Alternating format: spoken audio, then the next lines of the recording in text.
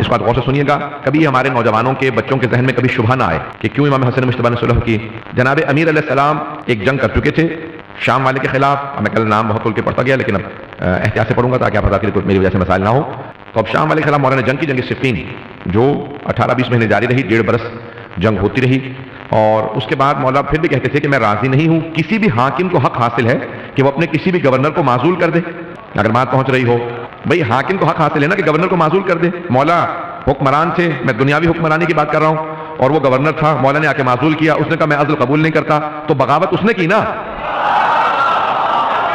بھئی اگر اللہ کے اصولوں کے مطابق نہیں تو امت کے اصولوں کے مطابق ہاں کہ مولا تھے۔ ہمارا عقیدہ ہے کہ امت کو حق ہی نہیں ہے بنانے میں، انتخاب میں امت کا کوئی حق نہیں ہے، بنانا اللہ کا کام ہے۔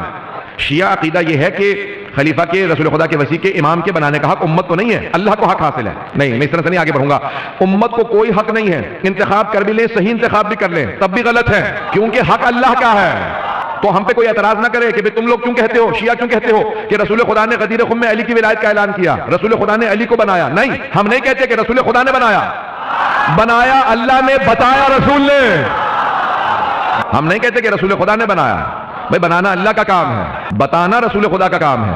اللہ کہہ رہا ہے انی جاعلون، میں بنانے والا ہوں، بنانا میرا کام ہے، جاعل اللہ ہے، بنانے والا اللہ ہے۔ انی جاعلون فی الارض خلیفہ، زمین پہ خلیفہ میں بنا کے بھیج رہا ہوں۔ جناب ابراہیم کے لیے کہا انی جاعلک للناس اماما، چاہے امام ہو چاہے خلیفہ، بنانے والا خدا ہے، ماننے والے مسلمان ہیں، تو جو مانے وہ مومن ہے، جو نہ مانے وہ شیطان۔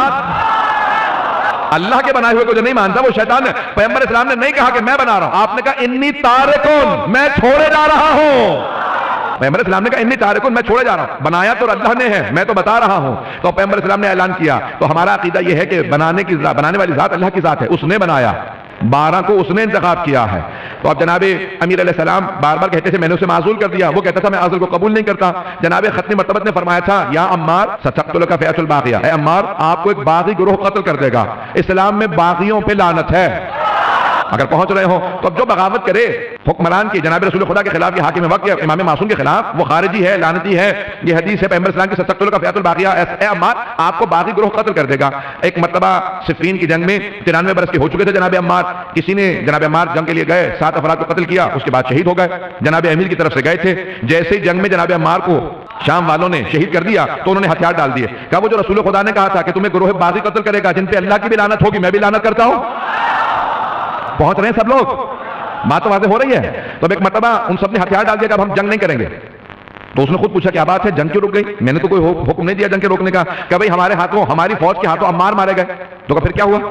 حدیث متواتر حدیث ہے، حدیث کی 4 قسمیں ہیں۔ سب سے اعلیٰ درجے کی حدیث کو حدیث متواتر کہا جاتا ہے، جس کے کم از کم 10 راویوں کی سندیں موجود ہوں۔ متواتر حدیث ہے، متواتر حدیث ہے کہ عمار تمہیں فرقہ باغیہ مارے گا، گروہ باغی قتل کرے گا۔ متواتر حدیث تھی، پھر بھی اس نے نہیں سنی ہوئی تھی۔ بھائی جس کو رسول خدا سے محبت ہو وہ فرمان رسول کو سنے گا، جسے محبت نہ ہو وہ پرواہ نہیں کرے گا۔ تو کیا ہوا کہ بھائی ہم نے عمار کو مار دیا، ہم فرقہ باغیہ، اور وہ سارا مجمع جو ہے ہماری فوج، انہوں نے ہتھیار ڈال دیے کہ رسول خدا نے ہم پہ لعنت کی تھی، ہم لوگ جنگ نہیں کرتے۔ کبھی جاؤ جا کے توجیہ کر دو۔ کیا توجیہ کریں؟ کوئی وضاحت ہے ہی نہیں اس معاملے کی، پیغمبر کی حدیث سے صریح ہے کہ نہیں، کہہ دو کہ نہ علی عمار کو لے کے آتے نہ عمار مارے جاتے۔ لیکن کتنی سازش، کتنا میں کیا الفاظ ممبر کے احترام میں، جب آپ عزیزان گرامی سوچ سکتے ہیں، کوئی آدمی تصور کر سکتا ہے کہ آدمی پیغمبر اسلام کی حدیث کی کس طرح توجیہ پیش کرے؟ کیا یہ کہو نہ علی لے کے آتے نہ ہی عمار مارے جاتے، تو عمار کے قاتل علی ہیں۔ اب دوبارہ سارے شامی نے ہتھیار اٹھا لیے اور کہا کہ اب ہم علی کو قتل کریں گے۔ مولا نے کہا کہ کیا بات ہے، میرے مقابلے میں کیوں آئے ہو دوبارہ؟ تمہیں اندازہ نہیں ہوا کہ تم باغی ہو؟ کہا کہ علی نہ آپ لے کے آتے نہ عمار مارے جاتے۔ کہ اگر تمہارے اس حکمت کو، فلسفے کو، عقل کو مان لیں تو رسول خدا حضرت حمزہ کو لے کے گئے تھے۔ لیکن جہاں سازش ہوگی، جناب امیر علیہ السلام راضی نہیں تھے، کہا کہ بھئی یہ باغی ہے اور اس کو کبھی بھی مانا نہیں جائے گا، ہم اس کو کسی بھی طریقے سے ماننے کے لیے تیار نہیں۔ اور آپ اپنی شہادت سے پہلے کہتے تھے کہ فیصلہ کن جنگ ہونی چاہیے، سنیں گے میں پیش کرتا رہوں گا کہ فیصلہ کن جنگ ہونی چاہیے، مجھے قبول نہیں ہے اس کا کسی بھی طریقے سے کوئی عمل قبول نہیں، فیصلہ کن جنگ ہونی چاہیے۔ اب امام حسن مجتبیٰ کے ذہن میں اپنے بابا کے الفاظ، وارث امیر المومنین ہیں، جب انہوں نے سن لیا کہ فیصلہ کن جنگ ہونی چاہیے تو فیصلہ کن جنگ ہوگی۔ مولا امام حسن مجتبیٰ نے تیاری شروع کی، جیسے ہی آپ نے خلافت سنبھالی، امامت سنبھالی، تو آپ نے فوراً اعلان کیا کہ ہم جنگ کریں گے شام والے کے خلاف۔ پہنچ رہے ہیں سب لوگ؟ امام نے لشکر تیار کیا اور لشکر کو بھیجا۔ عبید اللہ ابن عباس، عبداللہ ابن عباس کے چھوٹے بھائی، امام کے سپہ سالار ہیں۔ آدھی فوج جب کوفے سے گئی تو جب مولا کے خلاف بغاوت کرتی تھی خارجیوں نے، تو آدھی فوج کو پیسے دیے شام والے نے اور کہا کہ خرید لو پیسے دینے کے بعد۔ تو یہ نیا کوئی اسلوب نہیں ہے، پیسے دے کے خریدا جا رہا ہے۔ پتہ نہیں نہ جانے کس کس نے بنیاد رکھی ہے فوجوں کے خریدنے پہ، تو کوئی ماننے والا ہے نہ ان کا آج تک، ناصبیوں کا، خارجیوں کا، جو پیسوں پہ بکتے رہتے ہیں۔ یہ داعش کوئی نئی ایجاد نہیں ہے، کوئی شام والوں کی نسل سے باقی ہے، یہ کوئی نئی ایجاد نہیں ہے، کوئی خارجی ناس بھی باقی رہا ہوگا۔ جب علی کے اتنے ماننے والے باقی ہیں، جب علی کی نسل سے اتنے باقی ہیں، تو اس کی نسل سے بھی باقی رہ گیا ہوگا، وہی داعش کا باپ ہے، اس نے داعش کو بنایا۔ تو یہ جناب امام حسن مجتبی نے تیار کیا، کوفے والوں مقابلے کے لیے چلو، توجہ ہے لوگوں کی میرے ساتھ، مجھے مطالب کو پیش کرنا ہے صلح امام حسن سے متعلق۔ میں پوری مقدمہ بنا کے تمہید آپ کے سامنے بات رہا ہوں تاکہ واضح ہو سکے صلح کن شرائط پہ ہوئی۔ آدھی فوج نے پیسے لیے اور اپنے طرف کو بدل لیا، اس طرف سے اس طرف چلے گئے۔ جب امام حسن مجتبی کو پتا چلا، آپ نے کہا پھر بھی میں جنگ کو نہیں روکوں گا۔ کوئی یہ نہ سوچے حسین کے پاس 72 تھے، مقابلہ کر رہے تھے، امام حسن مجتبی نے کہا اگر 20 افراد بھی میرے ساتھ ہوں گے مقابلہ کروں گا۔ وہ جو آدھی فوج رہ گئی تھی ان میں سے بھی آدھی فوج کو خرید لیا گیا، یہاں تک کہ سپہ سالار خود شک میں آ گیا۔ وہ سپہ سالار عبید اللہ ابن عباس کا پتہ نہیں امام کس حد تک آگے جائیں گے، یہاں تک امام کے ساتھ ہوا ہے کہ امام اپنے خیمے میں تنہا نماز پڑھ رہے تھے۔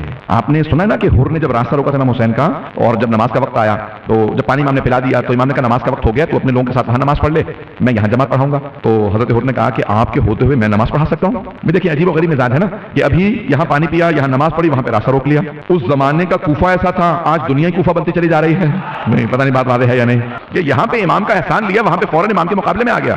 لیکن امام حسین علیہ السلام نے طریقہ کار کیا اپنایا؟ اس کو صرف ایک جملہ کہا سکلت قوم، تیری ماں تیرے غم میں بیٹھے، اشارہ کر کے آگے بڑھ رہا ہوں۔ امام نے کہا تیری ماں تیرے غم میں بیٹھے۔ اکثر لوگ یہ سوال کرتے ہیں جب امام جانتے ہیں اپنے علم امامت سے، امام کا علم ہمارے علم کی طرح سے نہیں ہے، امام جانتے ہیں کہ یہ میری طرف آ جائے گا، تو پھر کیوں اتنی بڑی بات اس کو کہی کہ سکلت قوم تیری ماں تیرے غم میں بیٹھے؟ اور اس نے بھی حضرت حسن نے بھی یہی کہا نا کہ حسین اگر کسی اور نے مجھے عراق میں یہ لفظ کہا ہوتا تو میں انہی الفاظ سے پلٹا دیتا، لیکن مجبور ہوں، آپ کی ماں زہرا ہے۔ آپ سوچئے جناب سید الشہداء نے کیا کیا؟ سید الشہداء نے وہ کمال کیا کہ حر کو مجبور کیا یہ سوچنے پہ کہ حر کس پہ ہاتھ اٹھانے جا رہے ہو، یہ زہرا کا بیٹا ہے، یہ زہرا کا بیٹا ہے۔ جناب حر نے وہیں 2 محرم سے سوچنا شروع کیا، اور پھر اپنی صرف یہ سوچ کے کہ فاطمہ زہرا سلام علیہا کے بیٹے پہ ہاتھ نہیں اٹھا سکتا، اپنی طرف کو بدل لیا۔ اب وہاں پہ وہ افراد جو جناب امام حسن مجتبی کے سامنے آئے تھے وہ مسلسل آہستہ آہستہ اس طرف جا رہے ہیں۔ امام حسن مجتبی دیکھیں حر بھی 1000 کے لشکر کے ساتھ امام حسین کے پیچھے نماز پڑھ رہے ہیں، لیکن شام والے یا کوفے والے جو امام حسن مجتبی کے زمانے میں تھے، امام تنہا اپنے خیمے میں نماز پڑھ رہے ہیں، تنہا نماز پڑھ رہے ہیں۔ میں کل تفصیل سے پیش کروں گا باقی چیزوں کو، تنہا نماز پڑھ رہے ہیں، اور اس دوران بھی چند افراد امام کی نماز کے دوران امام کے مصلے کو کھینچ لیتے ہیں، مصلہ کھینچ لے گئے، کہا کہ نہیں ہم جنگ نہیں کرنا چاہتے۔ بہت بڑا جو المیہ تھا اس زمانے میں کہ جناب امیر علیہ السلام لوٹنے نہیں دے رہے تھے، کہا کہ نہیں مشرکین و کفار کے مقابلے میں جاتے ہیں تو اس کے اسلوب اور ہوتے ہیں، منافقین کے مقابلے میں اسلوب اور ہوتے ہیں، اور کئی تو مسلمان ہیں جو دھوکہ کھائے ہوئے آئے ہیں۔ معاویہ کے جو جتنے بھی فوج میں آئے، مولانا نے کہا یہ سب کے سب کفر اختیار کیے ہوئے ہیں جنہوں نے اسلام کا لبادہ اوڑھ رکھا ہے، اور جو اس سے پہلی جنگ میں آئے تھے کہا وہ کسی خاتون کو دیکھ کے دھوکہ کھا گئے ہیں مسلمان لیکن دھوکہ کھائے ہوئے ہیں، وہ سمجھتے ہیں خاتون حق پہ ہو سکتی ہے، انہیں حدیث پیغمبر یاد نہیں علی مال حق میں، اگر بات پہنچ رہی ہو اس زیادہ کھل کے نہ کہلوائیے گا۔ تو اب امام حسن مجتبی کی آہستہ آہستہ ساری فوج نے اپنا راہ بدل لیا، سوائے آپ کے گھر کے چند افراد کے کوئی ساتھ نہ رہا۔ اس وقت شام والے نے ایک پورے سفید کاغذ پہ دستخط کر کے بھیجا کہ جو چاہیں آپ شرائط لکھ لیں، میں صلح کے لیے تیار ہوں۔ ایک بلینک شیٹ کے اوپر اس نے دستخط کر دیا کہ پورا سفید کاغذ میں دستخط کر کے بھیج رہا ہوں، جو چاہیں آپ شرائط لکھ لیں۔ امام نے کہا میں پھر بھی صلح پہ تیار نہیں ہوں۔ اب وہاں پہ اشعث کندی جیسے افراد جو چند افراد رہ گئے کہا کہ نہیں، جب وہ آپ کو کھلم کھلا ایک خط پہ لکھ کے دے رہا کہ جو شرائط ہیں لکھ لیجئے تو پھر آپ کیوں صلح نامے پہ دستخط نہیں کرتے؟ امام نے کہا تمہارے کہنے پہ دستخط کر رہا ہوں، شرائط میں لکھوں گا، لیکن آج سے قسم کھا کے کہتا ہوں یہ تمام شرائط کو پامال کر دے گا۔ عزیزان گرامی کبھی بھی آپ سے کوئی اعتراض کرے کہ امام نے صلح کیوں کی، کہ صلح سمجھنا چاہتے ہو تو شرائط کو پڑھ لو، صلح سمجھ میں آ جائے گی۔ نہیں پہنچا پا رہا ہوں اس بات کو، امام کی شرائط کو پڑھ لیں، صلح آپ کو خود سمجھ میں آ جائے گی۔ امام نے کہا پہلی شرط معاویہ میں تجھ سے صرف اتنا کہتا ہوں کہ قرآن کے مطابق اور سیرت رسول خدا کے مطابق عمل کر۔ امام کا یہ شرط رکھنا بتا رہا ہے کہ نہ وہ قرآن کو مانتا تھا سیرت رسول خدا کو۔ 5 شرائط رکھی ہیں امام نے، اگر شرائط پیش کروں گا سب غور سے سنیں گے۔ امام نے پہلی شرط رکھی، کہا کہ جو کچھ تو انجام دے گا حاکم کی حیثیت سے قرآن کے مطابق اور رسول خدا کی سیرت کے مطابق۔ یہ پہلی شرط رکھنا بتا رہا ہے کہ اس نے سب کچھ پامال کر دیا تھا، نہ قرآن کو مانتا تھا نہ سیرت رسول خدا۔ دوسری شرط امام نے کہا کہ خلافت تیری نہیں ہے، خلافت ہماری ہے، یہ اللہ کی نمائندگی ہے، حجت خدا صرف حکومت کر سکتا ہے، تیرا حق نہیں بنتا، یہ حکومت میری ہے، جب تو مر جائے تو اپنے بعد اپنے بیٹے یزید کی خلافت کا اعلان نہیں کر سکتا، اگر مجھے زہر بھی دے دیا جائے تو میرے بعد میرا بھائی حسین وارث ہے۔ میں امام کی شرائط کو دیکھیں آپ، میں بھی سب کی وضاحت اگر کوشش کروں گا پیش کروں تو امام نے کہا میرا بھائی حسین وارث ہوگا، کیونکہ مولا جانتے ہیں کہ مجھے زہر دے دے گا، یہ دلوا دے گا جودہ بنت اشد سے۔ تیسری شرط امام نے کہا یہ جو تو نے ایک بہت بڑی بدعت شروع کی ہے، ممبروں سے جناب امیر کی توہین کی جاتی ہے، خطبے سے امام کا نام لے کے تبرہ کیا جاتا تھا جناب امیر المومنین کا، تو ایک بات میں آپ کے سامنے پیش کر دوں، اگر کبھی آپ سے کوئی کہے نا کہ تبرہ کیوں کرتے ہو، کہا شروع ہم نے نہیں کیا تھا، شروع تمہارے والوں نے کیا تھا، ختم ہم کریں گے۔ توجہ ہے جانے گرامی. تو تبرہ شروع ہم نے نہیں کیا تھا.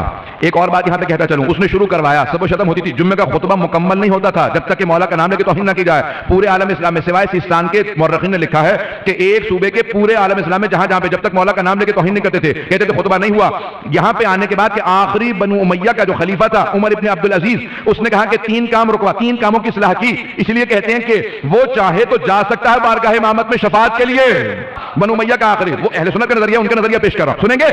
3 کام اس نے کیے. اس نے کہا کہ پہلے حدیث رسول خدا کو پیش کرنے پہ ممانعت تھی, بین لگا دیا گیا تھا خلفاء کی طرف سے تاکہ اہل بیت کے فضائل کی حدیث بھی رکوا دی جائیں, کہ آئندہ حدیث کو بیان کیا جائے. دوسرا اس نے کام کیا, اس نے کہا کہ باغ فدق اہل بیت کو واپس کر دیا جائے. امام جعفر صادق کو دیا گیا, بعد والوں نے پھر چھین لیا. یہ بار بار دینا چھیننا بتا رہا ہے حق اہل بیت کا تھا, تو دل میں چور تھا نا تبھی بار بار واپس کرتے تھے. اور تیسرا کام اس نے کہا کہ جناب امیر پہ جو توہین کی جاتی ہے اس کو روک دیا جائے. کہا کیوں رکوا رہے ہو, جب تمہارے اجداد نے شروع کیا تھا رکوا کیوں رہے ہو؟ تو اس نے واقعہ سنایا. اس نے کہا میں مسجد کے باہر کھڑا تھا, مسجد کے باہر ایک آدمی نے آنے کے بعد کہا کہ میں یہودی ہوں اور خلیفہ کی بیٹی سے شادی کرنا چاہتا ہوں. اگر بات پہنچ جائے, کھول کے نہ کہلوائیے گا مجھ سے, کہ یہودی ہوں تمہارے خلیفہ کی بیٹی کا رشتہ لینے کے لیے آیا ہوں. تو سارے مسلمانوں نے کہا تیری اتنی جرت, یہودی ہو کہ مسلمان خلیفہ کی بیٹی کا رشتہ مانگے؟ کیا پھر تمہارے نبی نے جس کو بیٹی دی تھی اس پہ تبرہ کیوں کرتے ہو؟ بس ایک سوال نے منقلب کر دیا میں تمہیں کو, کہ اگر تم اپنے خلیفہ کی بیٹی کا یہودی کو رشتہ دینے پہ تیار نہیں تو کم از کم اتنا تو مانو کوئی مومن ہوگا. امیر نہیں مانتے تو مومن تو مانو. تمہارے نبی کا معاملہ ہے, علی کا معاملہ نہیں ہے. ایک مرتبہ عمر ابن عبد العزیز نے کہا کہ نہیں, ممبروں سے علی کی توہین کو روکا جائے. تو تبرہ شروع ہم نے نہیں کیا تھا. لیکن اب ایک بات میں کہوں گا, بہت جذبات میں کہہ رہا ہوں, اس وقت میری ابھی عجیب و غریب کیفیت ہے. بہت سے افراد کہتے ہیں کہ تم تمام افراد کو مانتے کیوں نہیں ہو. میں اپنے دل کی عقیدت کو پیش کر رہا ہوں. جو آل محمد کو مانتے ہیں, ہم اپنے آپ کو ان کے پاؤں کی خاک نہیں مانتے. لیکن جو آل محمد کو نہیں مانتے, میں انہیں اپنے پاؤں کی خاک نہیں سمجھتا. میں نے آپ سے کہا نا, جو آل محمد کو مانتے ہیں ہم اپنے آپ کو ان کے قدموں کی خاک نہیں سمجھتے. لیکن اگر آل محمد کا کوئی نہیں ہے, جو آل محمد کو نہیں مانتا, ہم اسے اپنے پاؤں کی خاک نہیں سمجھتے. تو اب جناب امیر علیہ السلام کا معاملہ تھا. کہا عمر بن عبد العزیز نے کہا کہ نہیں, اس تبرہ کو روک دیا جائے, سلسلے کو بند کر دیا جائے. تو مولا امام حسن نے کہا تیسری شرط میری صلح کی, واضح ہو رہی ہے صلح کی شرائط, کہ تیسری شرط یہ ہے کہ میرے بابا کی جو توہین کی جاتی ہے اس کو روک دیا جائے. کہ چوتھی شرط, جو کوفے کے بیت المال میں پیسہ 50 لاکھ دینار کا یہ معاویہ نہیں لے جا سکتا, یہ سب میں اپنی مرضی سے خرچ کروں گا. پوچھا مولا کسے دیں گے؟ کہ جتنے لوگوں نے میرے بابا کا ساتھ دیا, اس کی سازش یہ ہے کہ انہیں بھوکا مار دے, یہ سارا پیسہ انہیں دے دو. میں امام کا عدل و انصاف, امام کا عدل و انصاف ہے. کہ 5ویں شرط کیا ہے؟ کہ معاویہ ملزم رہے, اس پہ لازمی ہے کہ کبھی فرق نہ رکھے, تفریق نہ کرے, کہ جس نے ان کا ساتھ دیا ان کے ساتھ اچھی طرح پیش آئے, جنہوں نے میرے بابا کا ساتھ دیا ان پہ ظلم کرے. کیا اس کو حق نہیں ہے کہ ان پہ ظلم کرے؟ کہ سب کا اسی طرح سے پاس رکھنا لازم ہے, جس طرح سے اپنوں کو مانتا ہے انہیں وظیفہ دیتا ہے, میرے بابا کے ماننے والوں کا وظیفہ بننا کرے. آپ کو سمجھ میں آیا؟ آج کے زمانے میں ماننا بڑا آسان ہے, آج کے زمانے میں ماننا بہت آسان ہے. اس زمانے میں نام علی کا زبان پہ پوری طرح مکمل نہیں ہوتا تھا, سر پہلے قلم کر دیا جاتا تھا. اب وہ کتنا بغض رکھنے والے تھے. اب یہاں پہ میں بات کو پیش کر رہا ہوں. امام نے 5 شرائط رکھی, دستخط کیا اور وہاں پہ خط واپس بھیج دیا. امام نے کہا سامان باندھو, اب ہم کوفے میں نہیں رہیں گے, ہم مدینے واپس جا رہے ہیں. پوچھا مولا مدینے کیوں جائیں گے آپ؟ کہا کہ ہمارے جد کا شہر مدینہ ہے اور ہم مدینے میں واپس جائیں گے. کہا کہ ابھی تک حالات سازگار نہیں ہیں, عراق کے کبھی حالات سازگار نہیں تھے جب تک کہ حسین ابن علی نے قربانی نہیں دی.